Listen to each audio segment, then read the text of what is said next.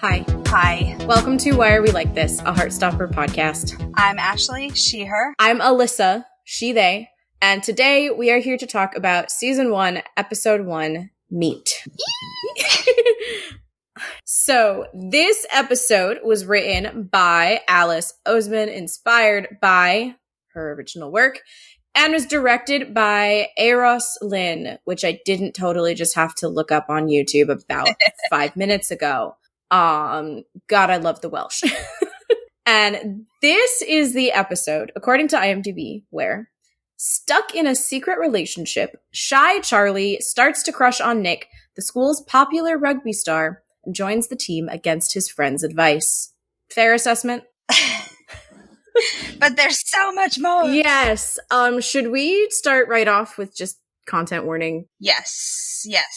So there will be discussions around sexual assault in this episode, and we can put the timestamps of those discussions in the show notes so that you can skip those parts. And there will also throughout be discussion of abusive relationships, abusive partnerships in general, because Ben. Yes. And also discussions around eating disorders as well. Yes, that will come up. So, we start right off with our baby queen. We do. I literally, it was like the little opening to Want Me comes on, and I'm just like, this is the perfect way to start the series. Truly. Like, it sets the tone, it sets, like, the sound of the show, like, very much so. It does a great job. And we see our boy Charlie, and he is truly happy. He's so happy walking into school. And it's, like, heartbreaking to think about, one, what's about to happen, but two, everything he's overcome in those hallways. And, like, look how he's so happy, he's like doing great as of this exact moment. Yes. And then he gets a message on his phone, which, really quick, can we discuss his lock screen? Yeah, we get the intro to the gay panic. Gay panic. It's great. It's just pink with purple text. I love it. I love it so much. So we see that. Also, if there's like ever a like phrase to describe Charlie Spring, I feel like gay panic. Gay baby. panic. Yes. Gay panic, indeed. So he has an Instagram DM, which, really quick side note, do the children really communicate exclusively through Instagram DMs, or did Netflix have some kind of deal with Instagram?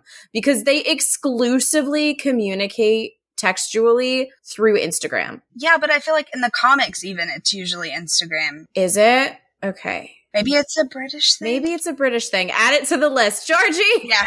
Georgie, we're coming for you. We will be having on a British friend who plays rugby later to answer all of our questions. Because we are, of course, Americans who just love British television. Because who doesn't? But so he has an Instagram DM from Ben, and it says, "Can't wait to see you, kiss." Which is so promising. Like in the, just straight off the bat, knowing nothing, you're like, oh, he has a little boyfriend. This is going to be cute. Yes, but then if you're like me and you read the comics first, you're like, oh no. Yeah. Oh no, Charlie, no, my sweet boy. So then we see him walking through the halls. How do you feel about the like editing with the wipes, including the like borders to make it look like comic panels? I personally love it. Okay. I have mixed feelings about it. I think that some of the framing of some of the shots in this sequence is really awkward, but later on, like when Tao and Elle are texting, I think it's used really well. So it's context dependent for me whether I like it or not. And I know why they would want to do it right off the bat here, but some of it's a little bit clunky for me personally. I don't know. I like it. Yeah. It gives it character. No, totally fair. I think, there's just this one shot where it's like trying to show Charlie smiling, but the way that it's edited, we end up mostly just getting his hair. And that kind of pulled me out of it for a minute. And I was like, but Joe Locke's smile is just so cute and adorable. And I want that. And I love his hair, but like... Yeah. Yeah. That's fair. Okay, so then he goes into the library. Ben's not there. No one's there. And he looks so sad. Yeah, his face drops. My heart drops with it. Yes. It's not great. And he checks his phone, and there's another message, says it was from 2 minutes ago. Actually, can we meet up at break instead? And this is one of the rants that I mentioned. Because it seems like, when you look at his phone, it says 8:22. Mm-hmm. And when he opens it and we see like the full like messaging interface, it says that the first message was sent at 8:20 and that this one was 2 minutes ago. So basically, this second message must have come through like right after Charlie put his phone back in his pocket. Yeah. And it's like, that's so telling immediately of like, within 60 seconds, Ben went from, I can't wait to see you, to actually, wait, I can wait to see you. Yeah. And it's heartbreaking, and it's so telling, and it does a great job of kind of establishing this relationship as not the heart-stopping one that we are looking forward to. Yeah, right. And Charlie responds with like a smiley face, like, sure, smiley face, heart. And that also shows like he's trying his hardest like not to show his disappointment and to like remain positive about the situation, which he does for too long, if you ask me. Oh, yeah. We do also, in this quick shot of him responding, we get to see some of his frequently used emoji, which of course I paused the thing. And so the ones that I was able to make out were the red heart, which we see him use in this text, the film strip, which I have to imagine he sends every time they schedule a movie night, the sad puppy dog eyes face, the sun, the like sleepy, tired face, and then just like various different smiles. And leaves. Leaves. Were there leaves? I might have missed the leaves. I missed the leaves. Yeah. The like brown leaves are there too. I missed that one. But very, very accurate. Yeah. Super. That is Charlie. They knew what they were doing. That is Charlie in a nutshell. Mm-hmm. So then we get an announcement over the like PA system from Headmaster Barnes, who is voiced by Stephen Fry, which I love. The captions, I don't know if this is just in the US, but the captions in American Netflix call him the principal. And I know that that's not a thing. In England. So I was like, excuse me, subtitles, you are wrong. It has to just be the American subtitles because they also on Young Royals, they'll say headmaster, but the subtitles always say principal. Oh, okay. But yeah, he's credited on IMDb as Headmaster Barnes. So that's what we're going to go with. Or I'm just going to call him Principal Stephen Fry, which I wish Stephen Fry were my principal. I feel like this is going to be me with, I'm like, I wish Olivia Colman was my mother. Yes, that too. I mean, I love my mother, but if Olivia Colman could also be my mother.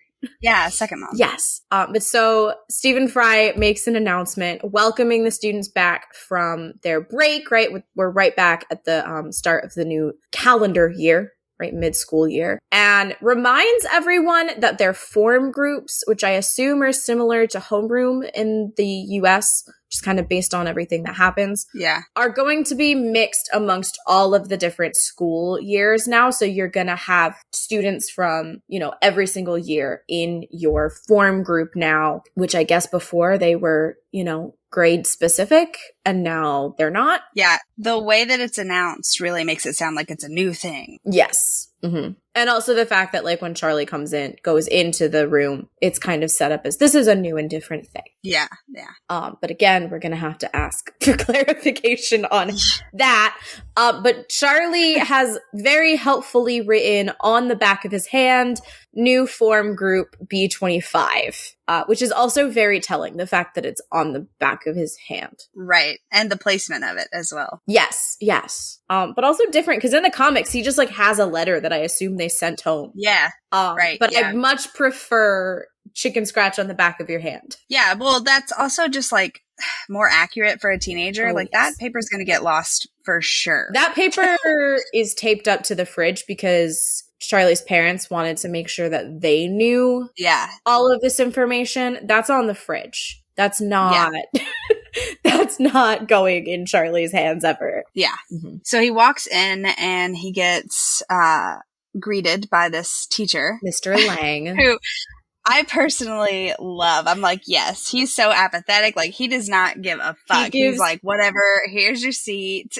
0 fucks. The note that I have about this is, so the quote is, "I'm sure you'll get along swimmingly, or you can sit in silence for the rest of the year. It really doesn't affect me in any way whatsoever." And I wrote, this both speaks to me deeply as a teacher and is also completely unrelatable.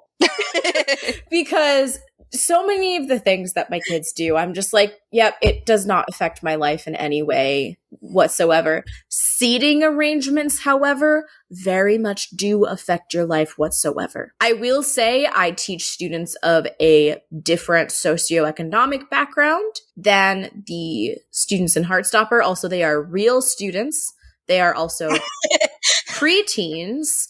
So the context is a little different, but if whoever I put my kids next to, one of two things happens. And neither of those things are sitting in silence for the rest of the year. Right. Either they're already friends with that person and I didn't know and they talk nonstop, or they become friends and then they start talking nonstop, or they hate each other and complain to me every single day until I move their seat.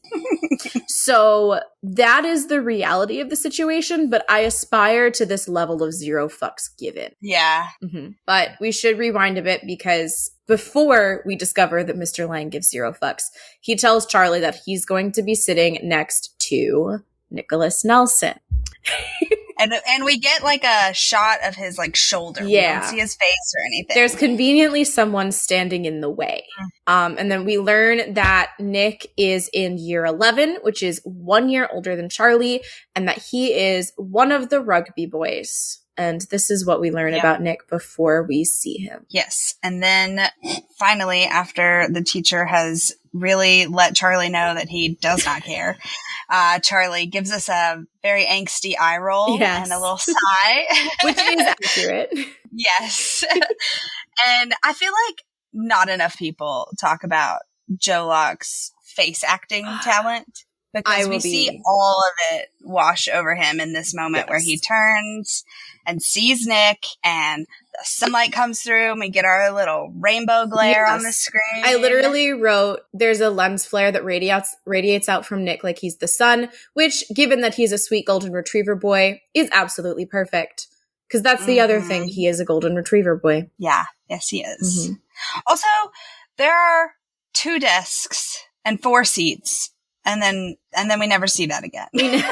Yeah, no, it's, yes, this classroom changes its layout shortly after this. A lot, yeah. Yeah, and then we get those iconic Heartstopper leaves that blow around Charlie's head. Yeah, my note says, they say hi to each other, sparks, fireworks, and leaves. Yeah. Also, on the window behind them, there are like these geodes. Oh, I missed that. I really liked those. I don't know if that's like supposed to be a science class or something when it's not. It's a gorgeous school. Yes. It's way nicer than any school I've ever been in. Yes. Ever. And I was a high school athlete, so I went to a lot of schools. No school I ever went to was that colorful. No. They're all usually sad and beige and white. Mm-hmm, mm-hmm. I noted that when they say hi to each other, the way that Nick looks at Charlie, it's very clear, at least to us watching, that there is some kind of non-platonic interest there, even if Nick doesn't realize it yet, which I think is really great on Kit Connor's part. Just this way of like this quick flash of like, oh, hello. But like, yeah, it's very subtle. It's very subtle, but you can tell it's like, oh, there's something. Nick doesn't know it yet, but there's something. Yeah. Mm-hmm. And then there's more leaves, and then we get the title card. Yes. I love the way they do the title card. Yeah. How it's like different for every episode and like just perfect every time. And it's like, it captures the vibes of the comics really well. It does, yeah. Which is, like, also, we should say, like, having Alice involved in the creation and writing and everything that they're doing with the show is, like, such chef's kiss. It's like, perfect. It would not be the same show without their involvement. So after the opening titles, we get Charlie walking into the music room. Which, again, is a very nice music room. Yeah, super colorful. Yeah. This is where my notes were on. No school I ever went to was this colorful.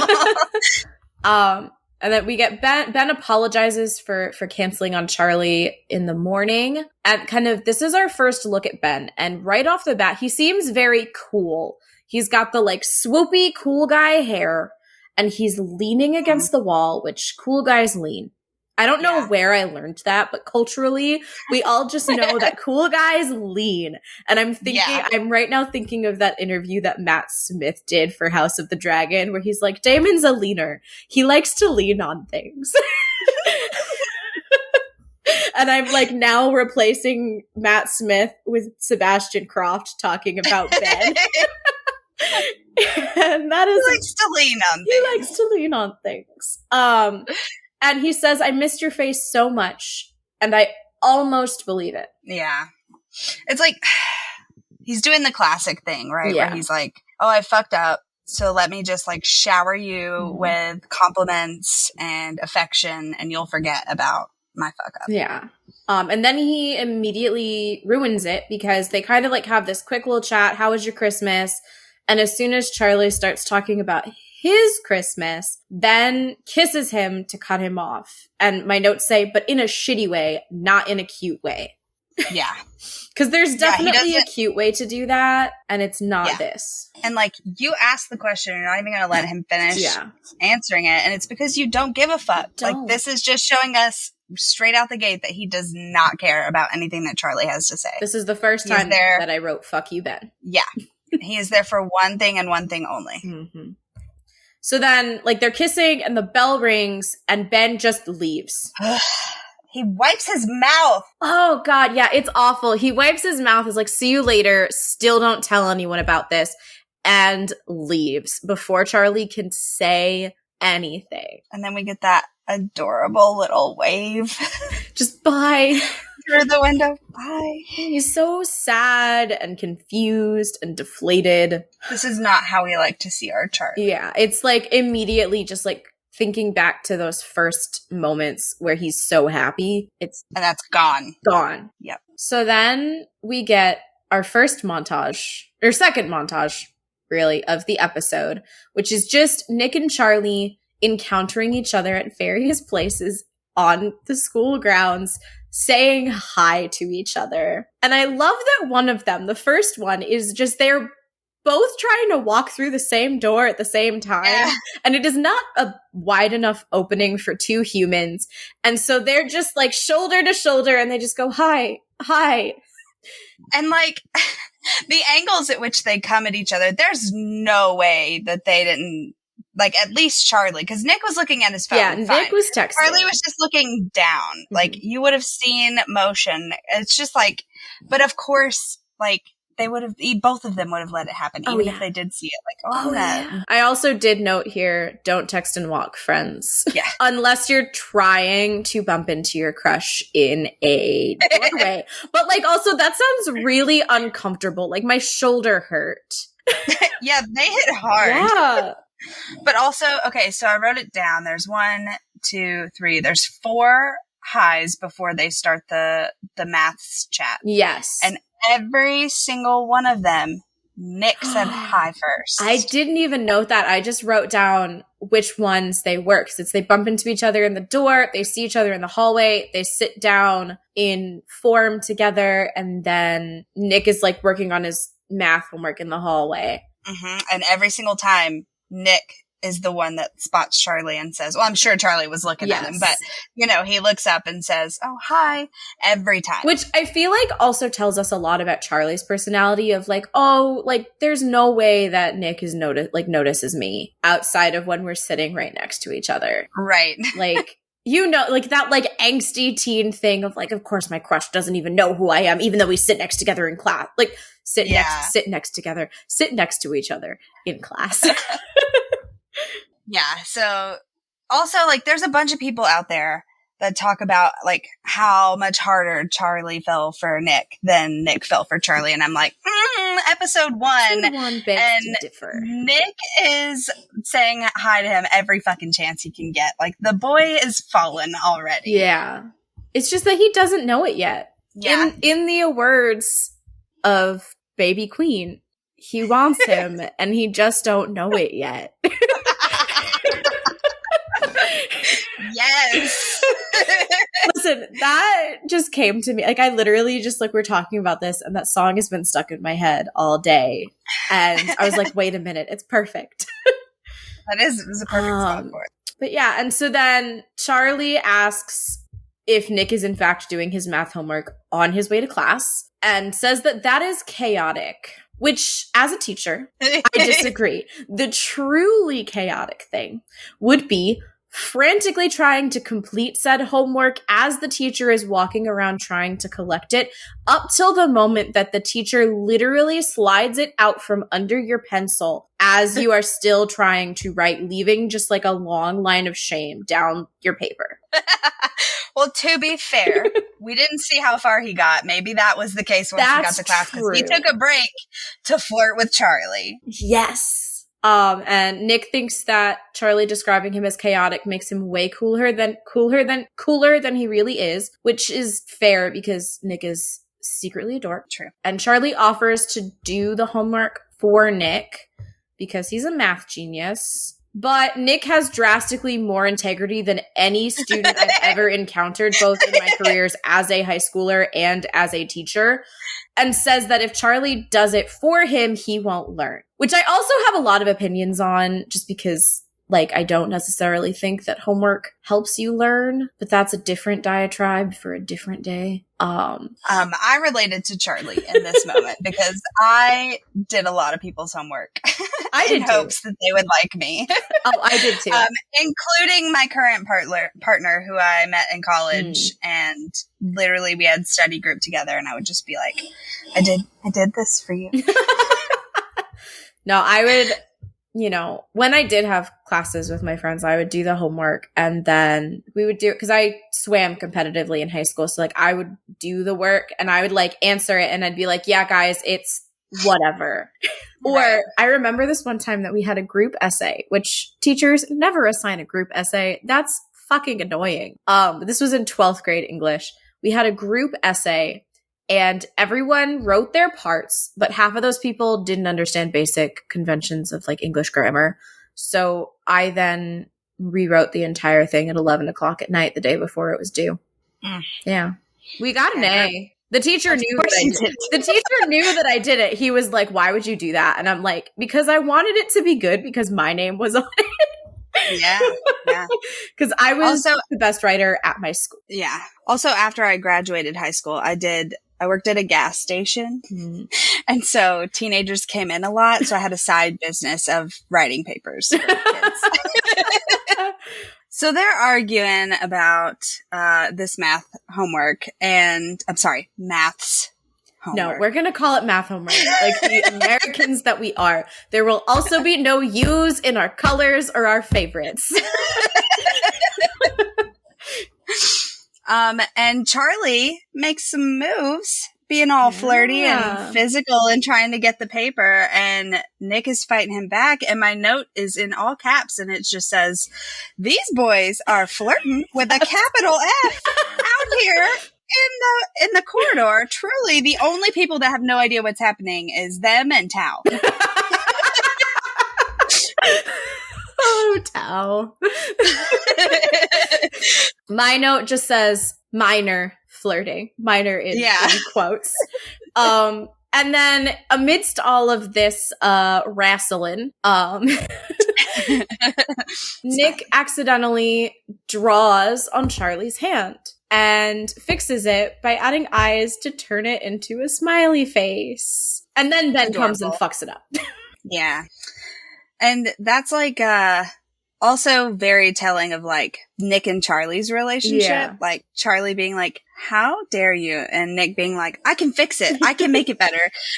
Yeah. As opposed to what happens immediately after, where they see Ben, and Charlie just kind of like instinctively says, hey. And it's like, it's so well delivered because like you see all of just like this hope in the line delivery from Joe. And Ben is such a fucking ass about it. Yep. And he's like, why would you talk to me? I literally don't even know who you are. Ugh. And Nick is so confused. So confused. Because then Ben, because they know each other, is like, all right, mate. And, you know, Charlie asks, like, oh, you know him? And Nick looks so embarrassed to admit that he sometimes hangs out with Ben. Yep. Rightfully so. Yeah. But, as he should. Yeah. And also, like, very Nick Nelson of him, he does not ask anything about it. He just continues walking and doing his homework because that's, like, something that Nick is really good at, is not pressuring anyone to tell him anything that they don't want to tell him. Like, is especially important at the end of the episode, which I don't want to talk about yet, so we're not going to. Correct. But Charlie, like, then walks away, and he looks so sad and so confused, and like he's genuinely wondering how someone so nice could hang out with someone like Ben. Like, it's all over Joe's face, Charlie's face. Joe, Charlie, and he's like folding in on himself too, physically. Like, his body language is like crumbling. It's very, very telling, and my heart shatters into a million pieces. Yeah. Alternate title for this particular episode: Heartbreaking. Yes. And then we go to the schoolyard. Yeah, our lovely, super colorful picnic tables. Yeah. And Tao bought an extra juice for Elle again. Adorable. So cute. He's so mad at himself. Yeah. And they say, and the day before, and Monday. So that tells us it's Wednesday, and it's the first week back, and he has bought the juice every day. Also letting us know straight out the gate that he's in love with Elle. Yes. And he doesn't know it yet, but he is. And everyone knows that Tao and Elle are in love, except for Tao and Elle. But we learned that Elle hasn't been at Truum all week, and Tao misses her greatly, even though it's a good thing that she's no longer there, because Elle is Charlie and Tao and Isaac's trans friend who used to go to Truum, but it was a very not good space for her, and now she is at the all-girls school, Higgs. And this dialogue is such a, like, graceful and beautiful way to introduce us to Elle. Yes. Like, so normalizing. There's nothing, like, it's not putting a spotlight on her or, like, pointing it out, like, hey. It's, like, just so, like, this is our friend. She's not here right now. Yeah. We miss her. And then they move on. And Tao is being a whiny little baby because he misses Elle, which, like, fair. But he says something that I literally, every time I'm like, Tao, what? He says 4 is a group, 3 is just a trio. What is the difference? And also, clearly, you've never watched, like, any iconic media, because, like, there's always the iconic trio. Yeah. Like, dude, stop shitting on trios. Trios are great. Also, I mean, this group expands to be way more than 3. But I literally wrote, what? You're just sad your girlfriend isn't with you at school every day. You're right, though. He does bring that back up. Yes. He says later, he's like, we're just a group, a trio. Yeah. But it's also very telling of Tao. Yeah. It lets us know how passionate of a person he is. He's a very passionate person. He's not like other girls. Which I wrote down about him later. So, then Charlie looks up and sees Nick playing rugby with some of his friends. This is where we get the realization that they all know him as Rugby King Nick Nelson. Rugby King Nick Nelson, who looks like a golden retriever. Which, to be fair, Kit Connor does kind of look like Kit Connor. Like, Kit Connor is also golden retriever energy. Yes. The other song that I've recently had stuck in my head as I'm rewatching this is Midnight Rain by Taylor Swift. Yeah. Because Nick is in fact Sunshine and Charlie is in fact Midnight Rain. Yes. But I also noted that this is the only time that Tao is ever right about Nick in the first half of the season. Right in what way? Like, it is About the the golden only retriever, or- accurate assessment that Tao makes of Nick Nelson.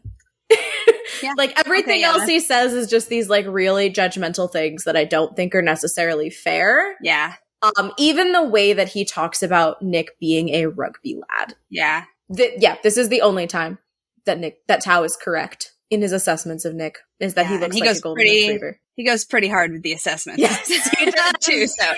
As we will discover in subsequent episodes. And then Tao wonders what they talk about, what Nick and Charlie talk about. And we get the flashback to the iconic scene from the comics where Nick's pen exploded all over his hand, and Charlie goes to help him try and clean it off. And even though the hand washing doesn't work out, flirting ensues. It does. And, you know, they're talking about how Nick can make blue hands the new school fashion and pretend like he's wearing as someone gloves. With blue hair that has to use blue conditioner and often has blue hands, I'm like, yeah, make it a thing. Mm-hmm. Let's normalize it. Yeah. But I do also want to wonder briefly about these pens that Nick uses. Like, what pens is he using that, number one, exploded and created this much ink carnage? But also, when we, like, come to the next day in a few minutes and we see that Charlie still has the smiley face still, it doesn't even look faded. I'm like, what are these pens? Like, is he using flare pens? Like, the only pens that I've ever used that, like, do not fade after you, like, wash your hands and stuff like that are Penmate flare pens. Well, to be fair, as a teen who would have things that they did not want to wash off, washing your hands very carefully and not getting that spot wet That's fair. Is an art form that I feel that Charlie probably has mastered. That's fair. But also I think they're called fountain pens, right? Okay. Maybe. And I've personally never used them, but I have seen them. Yeah, I've seen them too. I've never used them. But I'll believe that they're super inky. I'm just like, what is this very long-lasting ink? And it's like everywhere. It's all over his shirt. Like, was he writing up here? I know. I'm just like, how did this happen to you, Nick? You are not that much of a disaster bisexual. I would know. I am that much of a disaster bisexual. Oh, man. But it doesn't matter because we get giggles out of it. Yes, that's true. It's just good times. And then we go back to the schoolyard. And I have to say, I have a lot of biases against Tao, both in the series and in the comics. I have a lot of strong opinions about Tao because he reminds me of someone that I was friends with, who I am no longer friends with, and I'm going to leave it there. But at least at this point, I definitely see where Tao is coming from and why he feels so protective of Charlie. Because Charlie says, but like, Nick, he's different. He's nice.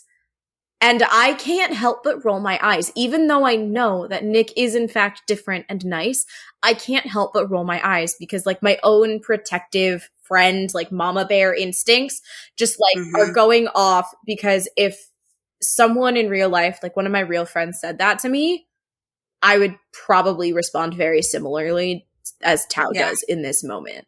I'm glad you brought it up because my next note just says, I know that we have differing Tao opinions. Just because I feel like I relate to him a lot as someone who is protective.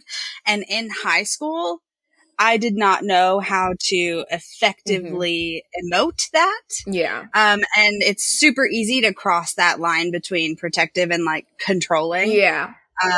And that's just like a skill that with time you have to learn how to remain protective of your friends because it's okay to be protective. Yeah. But you also have to be supportive and not controlling of them. And so I feel like that's a line he hasn't quite learned how to walk yet at this point. Yeah, and I definitely have space for that, which is why I always say that I have a lot of personal biases against him.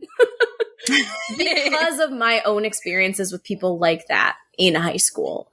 And like, I mean, I've been Tao and I've been Charlie and like, but yeah, I see a lot of not good things happening that I have to, we'll talk about it.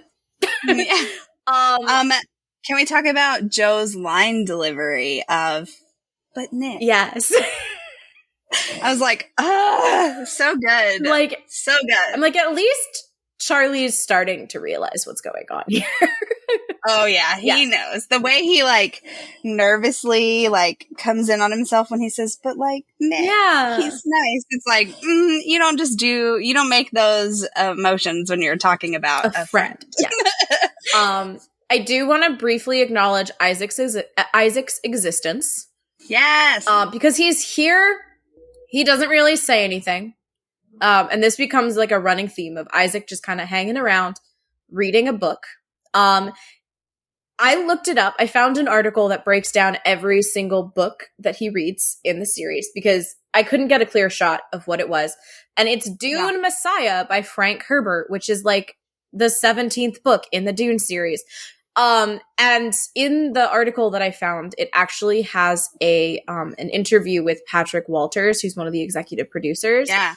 Who said, Alice picked out all of the books and once said, and this is a quote, it's always going to be very, very funny if Isaac's reading super chunky books that are like book 17 in a series of a huge multi-book sequence.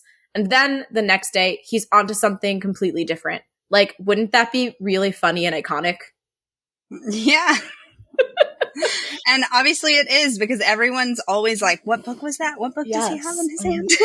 And Isaac is one of my favorites. So yes, we love Isaac. Yeah. So I just wanted to do that. Also noteworthy is that Isaac is not in the comics. This is a new character who replaces, how do we say it? Aled? Aled. Aled. Who replaces Aled, who kind of takes a similar role in the comics, but we get Isaac here. Yeah, they are really, really similar. Mm-hmm. I don't know why they chose to switch it up, but I'm happy about it because I love Isaac. I love Isaac. I love Toby Donovan. Yes, it's great. And I love the fact that seeing Charlie like staring wistfully off and pining over Nick makes Tao think of hell. Yeah. And when he opens their messages, did you see all those X's? Oh yeah. So in a little bit, we're going to talk about the fact that during a different text conversation, I did in fact pause and count punctuation marks. I did not think to pause and count all of the X's, but there were a lot of kisses there, guys. Yeah. It was like at least 8. Yeah, for sure. Lots of kisses.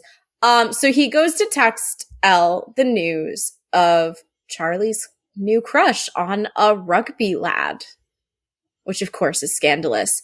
And I think this is a great way of transitioning from Truim over to Higgs. And it's one of the best uses of the kind of like comic book panel editing. I think it works really well here to kind of set up, Tao and Elle in their different schools, eating lunch, talking to each other about what's going on with Nick and Charlie. Yes. And we see Higgs, another very colorful school. Yes. I'm jealous. Yeah. And Elle claims that it's a lot better at Higgs and that no one's chucked a sandwich across the cafeteria all week. Which, the bar is low. Yeah, the bar is on the floor. No transphobia, no one chucking a sandwich. Right. And she has her apple juice. She has her apple juice, which, of course.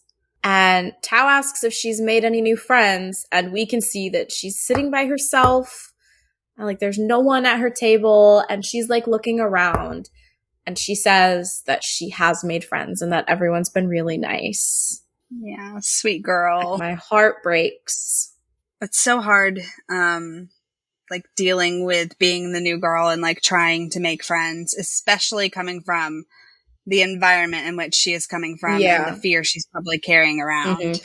And like thinking about kind of how everything happens with Darcy and Tara later on when they come out, I have to imagine that it's not the most accepting environment for her either. And that we just don't see a lot of it. Which I think makes what happens next, like it pisses me off even more because then Miss Greenwood, who is the teacher, who is Elle's teacher at Higgs, comes up and takes Elle's phone and says that they don't make exceptions even for new students. And I'm like, okay, but you could just not. Yeah. Like, no one's gonna stop you. Yeah, and also, do we ever hear of this rule ever again? No. Because they have their phones out in the cafeteria a lot later on, and no one ever says a word to them. It pisses me off so much. And officially, if I were to ever see a student with their phone, I would confiscate it and turn it into the guidance counselor, who would then contact officially their parents to come and pick it up at the end of the day. However, like, number one, what child is giving their phone over that easily? And number two, like, you know the situation, especially because isn't that the next episode where this same teacher is like, I know you're having a difficult time. Yeah, like, you should try to make friends. You know what's happening. And like, you're gonna take her phone. Like, you made a choice, and I like you less because of it. Yep. Mine's all caps. I'm like, this stupid phone rule that we never hear of ever again. Yeah. Rude.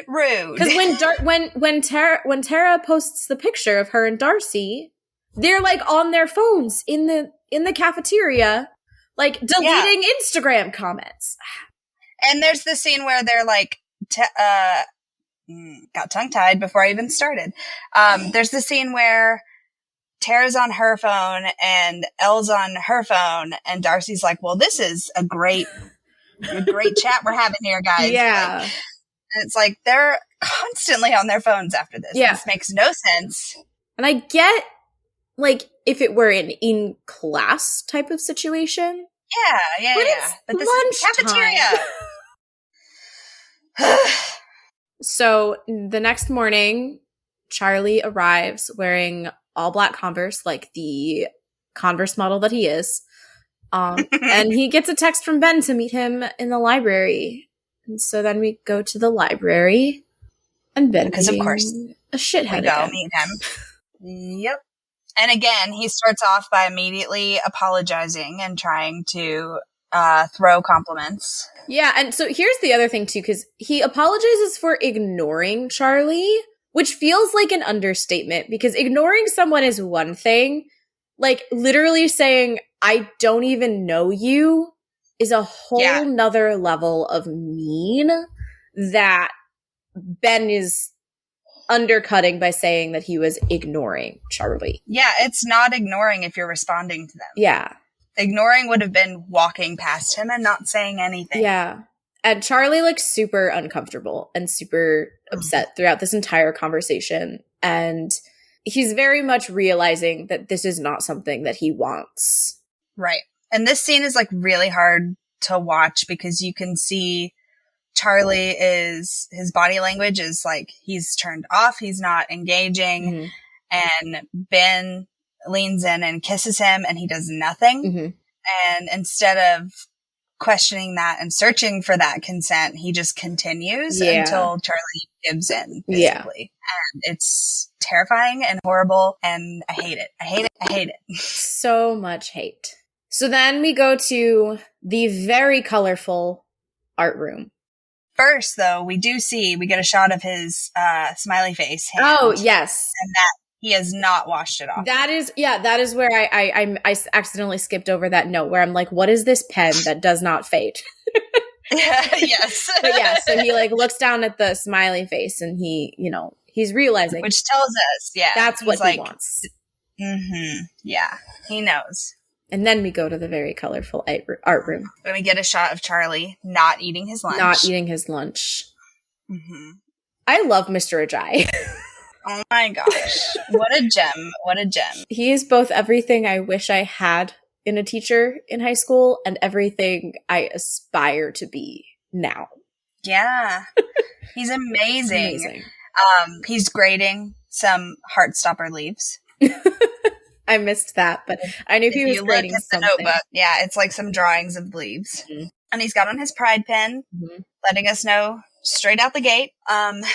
and then we get some backstory through him. Yeah, so we find out that it's been a while since Charlie's hidden in the art room at lunch, and that tells us that Charlie used to spend a lot of time in the art room when he was first outed and being bullied last year.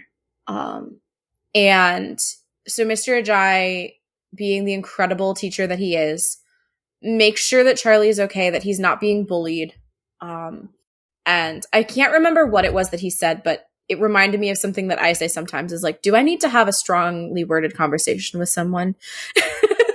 Right. But, so Charlie tells Mr. Ajay that he has a boyfriend, kind of. And it's really clear that Charlie is struggling to name what is happening, but doesn't know how. Yeah. Yeah. Again, I'm just like, it's the amount of notes I have of like Joe's line delivery. Yes. Of the like, not, it's like, yeah, it's so perfect. He nailed it because it's like, not really my boyfriend. It's kind of complicated. Yeah. How do I word this? Like, but we'd also learned from that little chat that Mr. Ajay had a hand in stopping the bullying. Yes. And that he has created this very safe space for Charlie to come and get support. Yes, which is important moving forward. And it's, I mean, just as a side note, that's so important for kids everywhere to have a space like that where they can just like know that this is a room where I can be myself and feel safe. Which is one of the reasons that we love Mr. Ajay. But so Charlie explains that Ben ignores him in public, but then is fine when it's just the two of them, which I don't personally think is an accurate assessment of the situation. Yeah, but not from what we've seen. But Charlie's also 14 years old and probably doesn't have the language to describe what's going on. True. Which I feel like is often difficult to remember. But it's like, because I mean, the actors are younger than most actors playing high schoolers, but they do look older than they are supposed to be, because Charlie's supposed to be 14. And there's no 14-year-old who is going to be able to be like, I'm being emotionally abused by my maybe boyfriend. Yeah.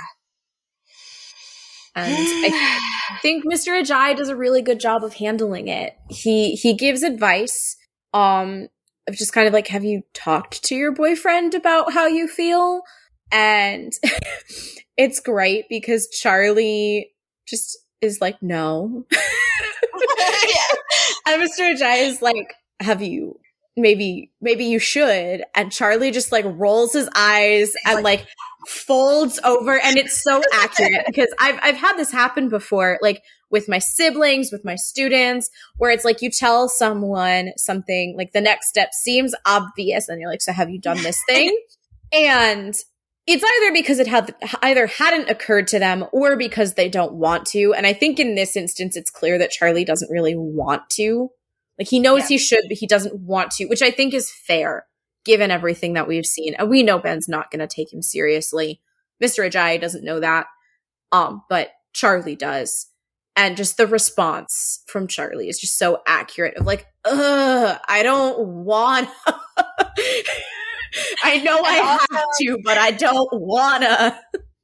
And also just like speaking as someone who suffers tremendously from anxiety, like the idea of having to confront someone about the way that they are making me feel or that I am feeling about a situation is like completely overwhelming. Yes. And so especially to be 14 and dealing with it, like it's scary and it's so hard. Yes. So, you know, it makes sense that he's like putting it off. It does. And I don't fault Charlie at all. I love the way that he responds. Like the body language, everything about it it's so accurate.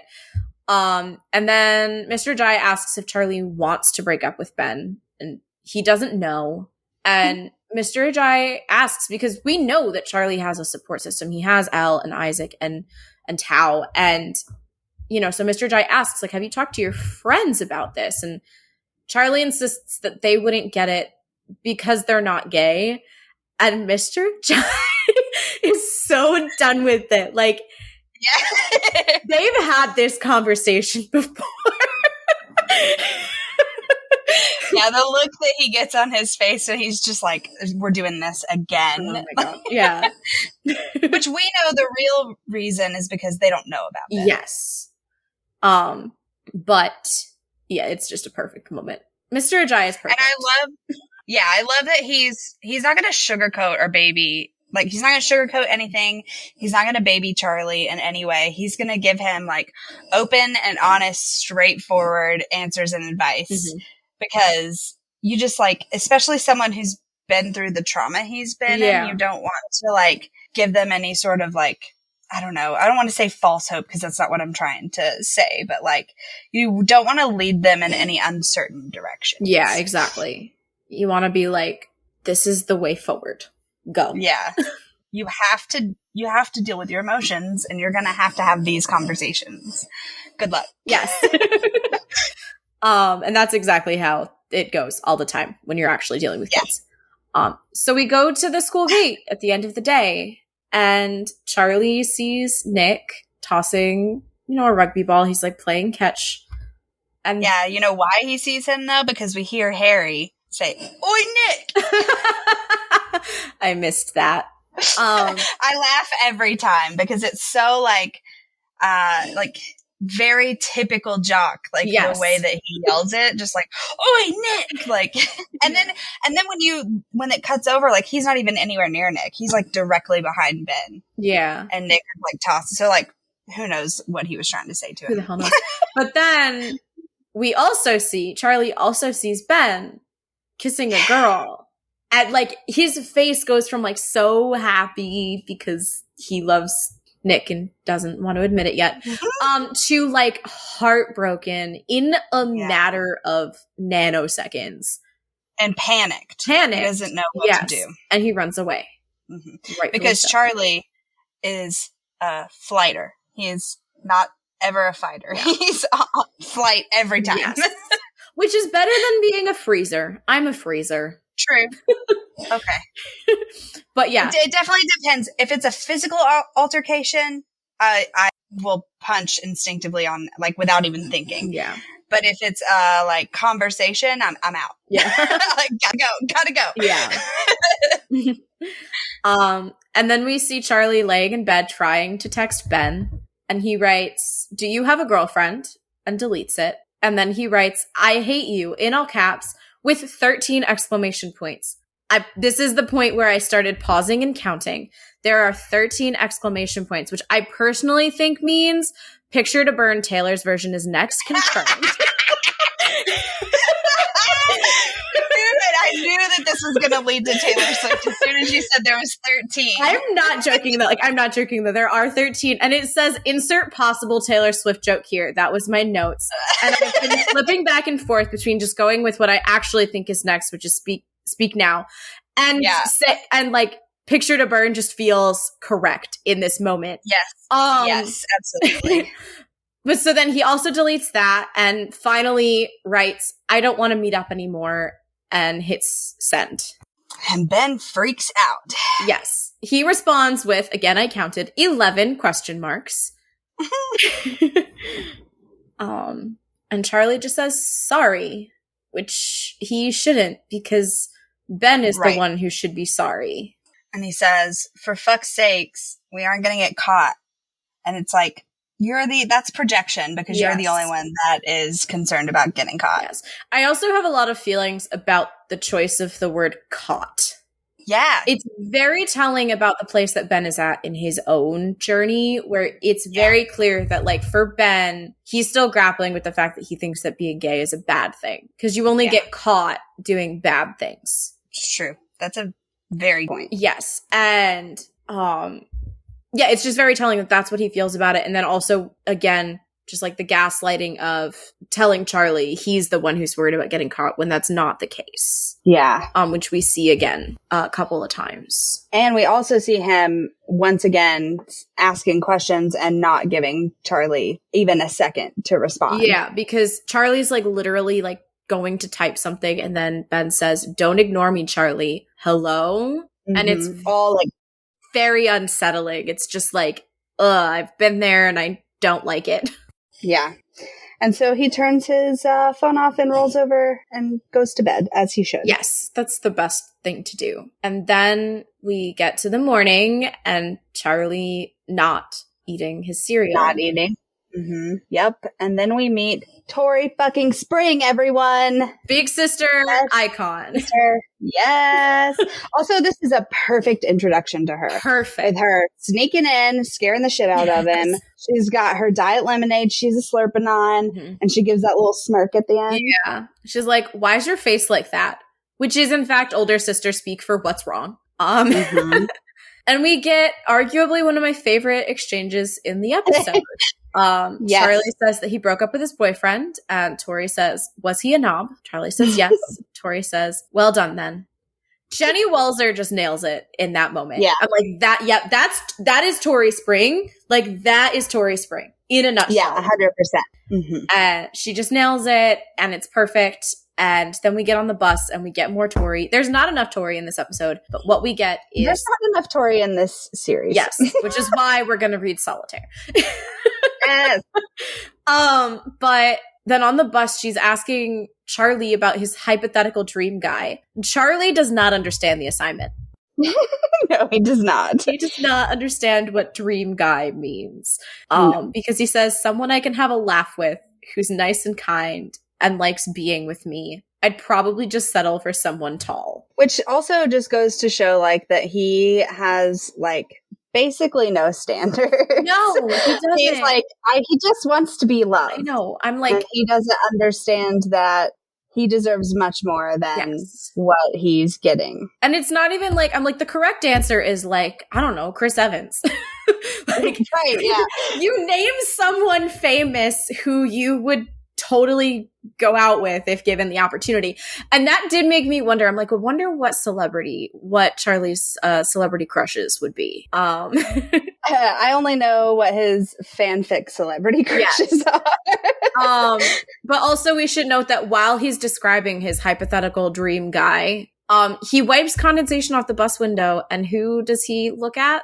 But Nick Nelson. Also, going back to his list, we do see Nick and Charlie. Nick makes Charlie laugh. Yes. He is nice. He is kind. And in episode 6, I think, he says, I just like being with you. He gets every single one of those things that his very low bar has been met. Yes. Yes. I mean, Nick exceeds it. He passes that bar with flying colors. For sure. But also, I just love, like, how invested Charlie is. I mean, no. How invested Tori is in Charlie's, like, life and his love interests. Yes. Because I am one of 3 kids in my household, and my siblings could never. They would not care, especially at that age. Yeah, and I have to admit, I was the older sibling who didn't really take an interest because I was too busy thinking that I was, like, the, outcast of my family, and no one really understands me. And, because I was that. Because teenagers. Yes, because teenagers. But yeah, I was that kid. I was just like the tortured soul who no one understands, even my own family. I'm the middle kid, so I was just kind of all over the place. Fair.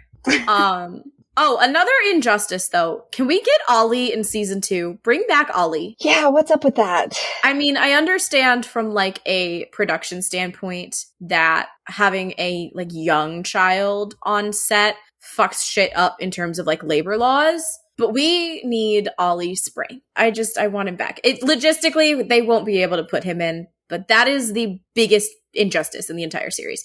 Of all of the things that they changed, which they don't change much, that is the most egregious, which is a strong word, but it has to be like just like labor laws. It has to be, right? Just the logistics of working with very young children. But that is why we have fan fiction. True. Yeah. Tori is great, and I also really love how invested she is in Charlie's life, even as she's projecting this very like nonchalant, I don't care persona. Mm-hmm. Which she will never give up. No. No. So then we cut to PE class. Mm-hmm. Charlie, he is a book in it. I love hearing Joe talk about filming these scenes. He was like, I had to ask them like a couple of times to slow down because I was like going to throw up trying to be faster than everyone else. So he was like, it was very embarrassing having to be like, I just need you to slow down. They do a good job of making him look like a speedy boy. Super fast. Yeah. Coach Singh says that they've been doing this all term, at which point I can't help but wonder how long it's been. Because this episode really does clip through a decent amount of time. But no one has beaten Charlie's time yet. And like we can tell, obviously, because there's a huge gap between Charlie and the next pack of like runners. Yeah, he's very far ahead of all of them. Mm-hmm. Also, this is, I think, the only time we see Nick playing a sport that's not rugby, but they're playing soccer. I don't think I realized that. Yeah, I had to do a double take because I wrote rugby and I was like, wait a minute. And then I was like, nope, they're kicking a soccer ball. That's a goal. They're playing soccer. Huh. But then, you know, he's like on a different part of the yard because he's, you know, with the year 11s. But he sees Charlie running and number one, falls in love. And number two, that was has an idea. Number one, he falls in love and then he has an idea. Yeah. And I also, can I talk about how I feel like this scene has more weight in the comics than they give it in the show. Mm-hmm. They really water it down, I think. Yeah. We don't like focus on Nick too much realizing, but you can see like his brain is turning. Yes. Like he's like, okay, well, there's this very cute, very fast boy. How can I interact with him more? Oh, I know. We need someone on the rugby team. Yes. Okay. All like very quickly flashing through across his face. Yeah. I know. And I'm almost like, I want like an Alice art style, like light bulb to go off. Yes. In the corner because like you can see the moment where he's like, wait, I can get an extra hour with Charlie every day. Yep. Ding. So then we go to Charlie's locker and it's a very small locker. Yeah. What's up with that? I was like, I would drop everything out of this tiny ass locker too. Like for a very nice school, they're not giving their students a lot of storage space. And I'm like, I'm like literally looking at it logistically and I'm like, how is he fitting his books and his jacket and his book bag all in there? Very carefully and strategically. Also, they don't have locks. They like have like keys. Yeah, that's interesting. I've seen that in other shows. I don't know. Add it to the list. Yeah, I'm not sure if that's a British thing or if it's because I'm like trying to think back. I know I've seen it in shows, but were they all British shows? Yeah. You know? Mm-hmm. I definitely have never seen that before. Not that I've noticed anyway. But yeah, all of Charlie's stuff falls out of the locker and Nick comes over and helps him because what is a high school rom-com without the scene of the very cool love interest helping the awkward protagonist pick up their books after they've all fallen on the floor? Which it's also important to note that the reason that he dropped everything is because Nick walked up and said hi. And he was like, oh my God, my crush is here. What's happening? Yes. Which is also always how it happens. Like it's a trope. And I love that they included it because normally it's like the really awkward mousy girl, but it's Charlie. And we learn at this point that Charlie plays the drums because in addition to his books falling on the floor, his drumsticks fall on the floor. Yeah. And Nick thinks that that's so cool. The coolest thing ever. Yes. And that's my favorite out of all of the web comics. My favorite Nick panel is him saying, you play the drums? And his face being like, oh shit. Yeah. That is the face of someone who is talking to his platonic friend. Besties. What's the male equivalent of gal pals? Best bros? Best bros. Yeah, no, there isn't one. We need one. But you know, so they're, you know, flirty. Also, it is pretty cool that Charlie plays the drums. Yeah. Right. And Nick has a question. He has something he needs to ask. And we get Charlie's little daydream sequence where the background goes all pink and we get the Heartstopper leaves and he says, Charlie, I wanted to tell you that I'm gay too and I'm in love with you. Do you want to go out with me? I want to be with you forever. Hard cut to reality. So cute. Yeah. I love the animation too. Great. Like having him like glowing, like very nice. Yes. And then Nick actually asks him to join the rugby team. And personally, if I were daydreaming about my high school crush confessing their undying love for me and then asked me to do a sport, that's my nightmare. Like, hi, I'm in love with you, but actually I need you to join this full contact sport. Yeah. I'm looking at it. I'm gone. But Charlie, he is a natural flirt. Yes, he's like, very I don't good think at flirting. he even realizes how flirty he's coming off. And he's like, aren't I a bit small and weak for rugby? And Nick's like, oh no, like, it's only a school team. It's not that serious. And then Charlie pops back with, so you're saying I am small and weak. And Nick gets so flustered thinking he's accidentally insulted him. It's great. It's great. Charlie is way too good of a flirt for the like awkward nerdy teen that he's supposed to be. For sure.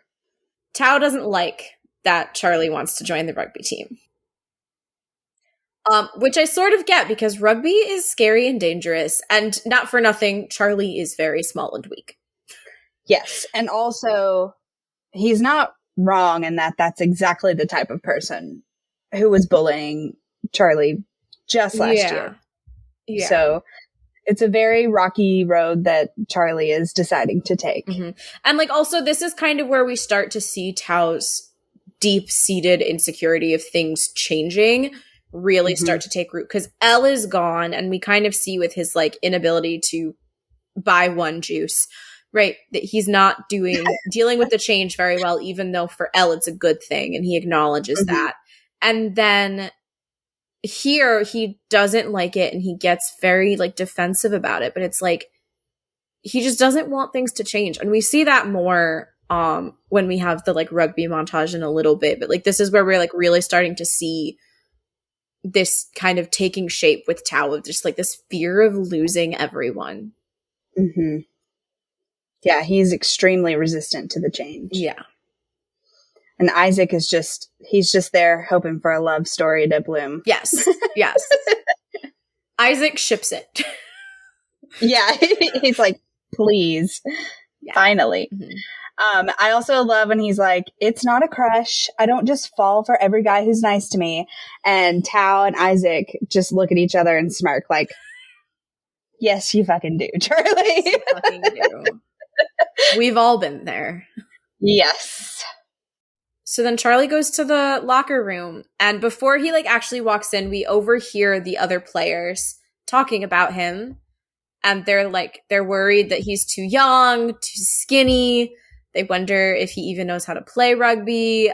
We hear the first and only time I've ever heard the term "dece" as a slang term for decent, and I hate it.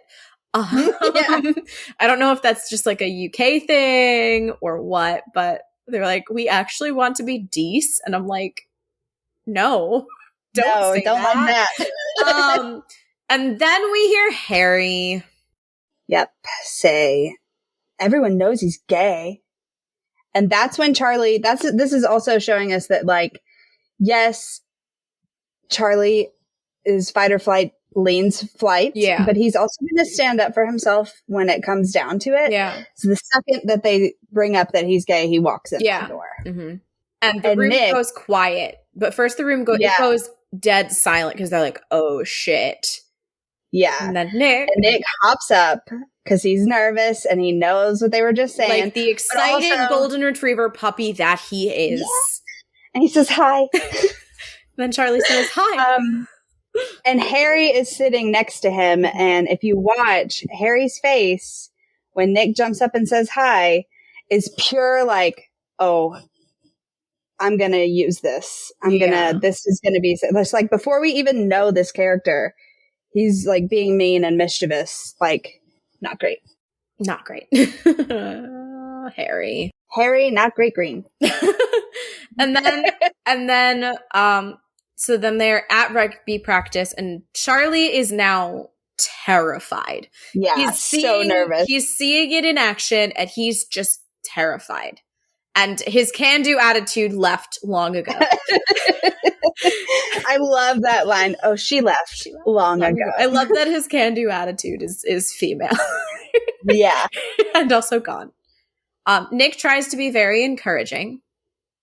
And then we get this like rugby training montage to Dover Beach by Baby Queen. Cute Baby Queen. And my note here says, I have no idea what is happening. I understand nothing about rugby.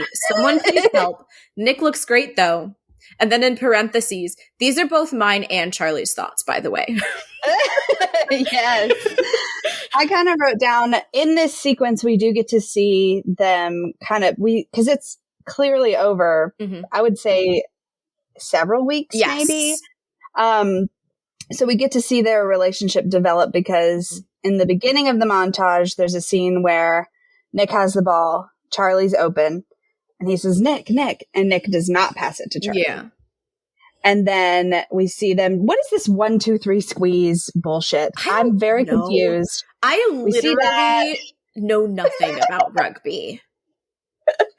I'm like, what kind of, is this like a team building warm up? Like, I don't understand what this is. I assumed that it was part of the game, but I have no idea what's happening. Like, I wasn't joking when I said I know nothing. Like most sports I can normally follow along with. I struggle with football, but that's okay because my husband played football in high school. So if I'm ever in a situation where I need to understand football, I just say, what just happened? And he tells me. Right. But which is funny because one of our first like unofficial dates, we went to a college football game with our Division III school because one of our friends was a cheerleader and she had asked us to go because it was the first game. But I was like, I have no idea what's going on. I just am here to watch our friend do flips. But I literally can't tell anything of what's happening. I'm like, they're running. So sometimes they get lifted like they're cheerleaders when they catch the ball. They 1, 2, 3 squeeze. People get hurt. I don't know what's happening. Georgie, help. Georgie, we need you. We need your expertise. But so we do see through these things that we don't understand. We see Charlie is like on the outskirts of things. He's not really being included. And then we see them in the locker room. Nick's giving him tips. And then slowly we start to see him being incorporated more. We see them passing and Nick does pass the ball to Charlie. There's a scene where they're all in the locker room and they're like patting Charlie on the back, like telling him good job. And then we are slowly seeing, Charlie being able to keep up with Nick in their one-on-ones as we go through this. Something else that we see early on is there's this shot of Coach Singh looking very worried, but it's very clear that she's not worried about Charlie's rugby abilities. She's worried about the other players giving Charlie a hard time because we see Harry being an asshole in the background and she like looks back at him and looks at Charlie. And so like, we also kind of get that characterization of Coach Singh, which kind of is small, but we get a lot more of throughout the season. For sure. And like over the whole time we see Charlie improving, and like starting to fit in more with the team. And then we also see Ellen Tao looking for each other and they can't find each other. To which I'm like, you have cell phones. We have seen you talk to each other. Why do you not message each other and say, I'm outside the gates. Do you want to say hello before you go to your school and I go to mine? Like, why are you just standing there and pining? Come on, teens. Come on, teens. We can do better. And we also interspersed with this, see an angry Ben walking down the hallway texting. Yep. But before and then it ends. It ends with Charlie finally besting Nick in their little one-on-one game, and Nick falls in love. He is like, "Oh my god, you just took me down." Yes, and we get the leaves again, and Nick is. I wrote Nick has definitely caught feelings and is very confused. Yeah, and Charlie's little giggle that he does. So cute. I love them. My sweet little boys. Yeah, my little babies. But then the music changes. Netflix captions this as uneasy music. which is accurate. I did not catch and also, it's such a stark contrast to Dover Beach. Like we have that, and then it just switches to this like really ominous, like dark music that we haven't heard at all in the episode. Everything has been like really light and bubbly, and this is it's uneasy. It's really dark. It's really heavy, and we see Ben texting. And it feels anxious. Yes, the music feels anxious. Yes, and we see Ben texting, and we see Charlie gets this text saying to meet him in the music block, and that Ben just wants to talk. And Charlie goes, and Nick sees it, and he looks concerned. And he looks so worried. Which is very interesting because Nick doesn't see Charlie's face. Yeah. Like, I can only imagine that in the several weeks that were happening, they probably walked out together after, they probably hung out until they absolutely had to leave each other. Yeah. And I feel like this was very much like he went and changed, saw his phone and left and didn't say anything to Nick. And so that's where the concern's coming from. Yes, definitely. So then we go to Charlie in the music block, and it's so unsettling. And you and I had different experiences because I'd read the comics first. And so I knew what was about to happen. And I just I was absolutely dreading it. But the show also does a very good job of telegraphing that something bad is about to happen. Because. And there's also even in this scene, there's build up to it, right? Yes. Like you said, he's leaning when we walk in, and he's a complete asshole from the second he opens his mouth. I do have to say, though, it's not a cool guy lean anymore. It is. No, this is like a creep. Yes. Like a creepo Especially lean. the way that this area of the school is and where he's physically positioned himself. He's out of sight in a corner where he can see that Charlie is coming, but Charlie can't see him. Yes. Predatory. That there's no other word for it. And then he makes fun of Charlie for wearing a coat in February in England. Yeah. And I just said, fuck off, Ben, you're not cool. Also, don't be ableist, because he... Yeah, yes, absolutely. He uses an ableist word. And also, has he ever been nice to Charlie once? Because we haven't seen it. He said, I miss your face that one time. But I don't think... genuinely. Yeah, no. So Ben tries to kiss Charlie, because we often see that this is kind of the pattern with them. They briefly greet each other. Ben is an asshole. Ben kisses Charlie. But this time, Charlie goes to move Ben's arm away and is like, don't touch me. And he says, I'm trying to be nice. Are you? Because you have given us no reason to think that you're trying to be nice. No indication that you're trying to be nice. Every indication that you're trying to intimidate Charlie into taking you back. And Charlie kind of sets his boundaries, and Ben says, I don't believe you. You're clearly just scared of getting caught. Again, with that specific phrasing of getting caught, which Charlie calls him out on, because the whole school knows that Charlie's gay. Charlie already had the horrible outing. He's past that. Everyone knows he's not scared. It happened. It's over with. It's done. He is not scared of that. And he's rightfully very angry. Tells Ben he knows about his girlfriend, and really does a good job of standing his ground and confronting Ben on all of the bullshit.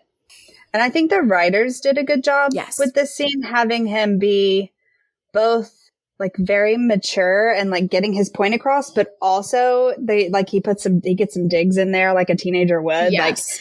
I saw you at the gate with your girlfriend. Thanks for telling me. Oh wait. You didn't. So they did a good job of balancing all of that. I think it's great that Alice wrote this episode, because they have such a strong understanding of Charlie as a character and are able to do that in a way that I don't think anyone else would be able to. Yeah, for sure. And then Ben pushes Charlie up against the wall. Yep. And Charlie protests, and Ben overpowers him. And it is very uncomfortable. It's awful. And super hard to watch. It's super hard to watch. And then someone pulls Ben off of Charlie. And it's Nick. Thank God. Thank God, yeah. And he tells Ben to piss off. And he does a good job too of being like, he said no. Yeah. Get the fuck out of here. Yeah. And Charlie freezes. Of course. You can tell that he has not processed a single fucking thing. Yeah. He is just fully going through the motions at that point. Mm-hmm. Ben leaves and Charlie, Nick asks Charlie if he's okay, which clearly Charlie's not okay. Right. But I also think that Nick, being like 15 years old, doesn't know what else to do in that moment. Yeah. Right? And he does a good job also of keeping space. Like, he's very aware of the space between him and Charlie. He's, keeping a physical distance, checking in with him. And you can tell that, like, later on towards the end of this scene when he like pats him, he like very much wants to hug him, but he knows like, I can't get in this person's space because of what they just went through. And that is also another like very chef's kiss Nick Nelson trait. He's so intuitive and aware of like the situations in which he finds himself. Yeah, he's doing such a good job of reading the situation because like Charlie apologizes and Nick is like, you shouldn't apologize. You have nothing to be sorry about, which is correct. And Charlie apologizes again. And like Nick kind of like tries to inject the humor and like in like these small doses just to see like, okay, how do we handle this? Like he's like, you say sorry a lot. And then, they kind of have this back and forth that's very much in keeping with the relationship that we've seen with them, but is also just like so gentle. Yeah. And I love it. Yeah. And then they leave the school building. And the way that Charlie like smiles, his like side smile when Nick pats him, I'm like, way to be subtle, Charlie. Yeah. They leave and I just want to hold them both and tell them that it's going to be okay. Both separately and together. I want to just hold them. Yeah. And again, Joe Locke does an amazing job of face acting. And he, like, you can see this, like, falling for Nick and this, processing the trauma of what just happened, like, fighting each other on his face. And it's incredible. Brilliant. Yeah. It's so good. Yeah. And we get the classic, I feel like it's not a rom-com if we don't have, oh, I'm this way. Oh, I'm this way. And then they have to split. Yeah. And go their separate ways. And of course we see Charlie like look back longingly after Nick. Yeah. And then we get Nick in the car with Olivia Colman. Yes, with Sarah his Nelson. Mother. Oscar winner Olivia Colman. And he's not even hearing anything she's saying. But yeah, no, he's so on another planet in this moment. Yeah. Like she could have told him that she just won an Oscar and he nothing. Nothing. I'm like, excuse me, Nick, you are sitting in the car with the fucking queen. Show some respect. Yes. But yeah, he's so distracted. And then it cuts to Charlie at the bus. He's like trying to text Nick and he just goes like, ah, because he doesn't know what to say. And like, how the fuck, like, what do you say at that moment? Like, he's his drafts are, thank you for being. And then he erases it. And then he says, I really. And then he erases it. And then he just shouts in frustration. Yeah. And back in the car, Sarah asks Nick about practice again, and he says it was normal, even though it wasn't at all, because he fell in love with Charlie and then got to sexual assault. Yeah. Not a normal practice at all, Nicholas. There are a couple of times when she asks him, like, how was this thing, or how was your day? And he says normal. And every time I'm like, normal, nothing gay happened at all. Everything was normal. Exactly. And he's obviously still just thinking about everything that just happened. And we get a text from Charlie that says, thank you, with a little X. Yeah. And we see Nellie is his lock screen. Yes. And then there's like the little seagulls. He swoons. And then the episode ends. Yeah. Okay, so I have an idea / question. Okay. And if we hate it, we can cut this. Fair. But on a scale of 1 to 5, how hard did your heart stop in this episode? Because, like, for me, I'd say I had some flutters. Things were getting pumping. I'd say I was like a 2 out of 5 on the complete dead stop.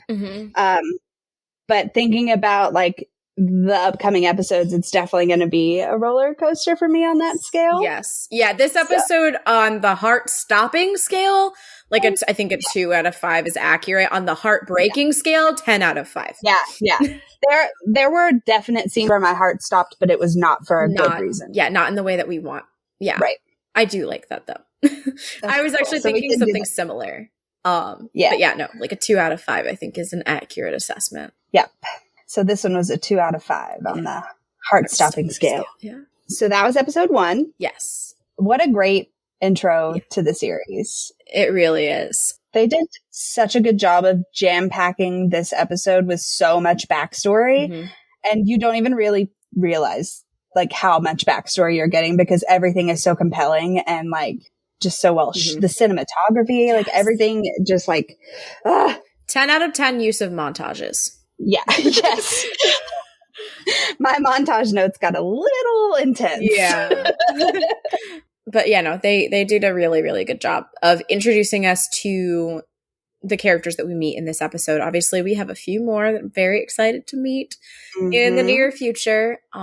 But they do a great job of introducing Nick, Charlie, Tao, Isaac, Sarah, even everyone that we meet. Elle, Tori, Ben, Harry. Like, we don't even get Harry's Harry's name in this episode, but I already hate him. Yeah. He just exudes, like, asshole energy. Yeah. Which, like, good on that actor because I believe it. Yeah. Also, like, Sebastian Croft is, like, the sweetest little fluffy little human, and he kills the role. He does. He is so good at making me want to punch him in the face. But then whenever I watch interviews of him, I just want to give him a big hug. Yeah. Also, the fact that he's dubbed himself the president of the Ben Hope Hate Club is great because it's just like, he understands. Yeah, he does. Like, we're on the same page here. Ben is not a good person. No. So that's everything that we have for this episode. So, of course, this is a bi-weekly podcast by two bisexuals. So we will be back in about 2 weeks to talk about episode 2, Crush. And if you want to follow us online, we are at Why Are We Cast on all platforms. Until next time.